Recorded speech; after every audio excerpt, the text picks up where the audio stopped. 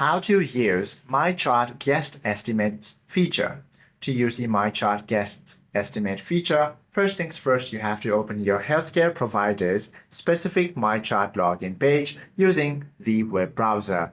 Now, once you open it, you simply have to click the Guest Estimates or the Explore Financial Estimates link located under the main login box. Now you simply have to read the terms, complete the security captcha, and click the Accept to proceed. Now type in keyword or enter the exact CPT code provided by your doctor's office. Select your insurance provider from the drop-down menu and input your subscriber ID information, so the tool can verify your remaining deductible and out-of-pocket maximums. Then select the self-pay options, which is also an optional. You can also skip this step and then choose the facility and review your breakdown and proceed to pay. Hope this video helps you out a lot. If you have any questions or queries, do comment down below.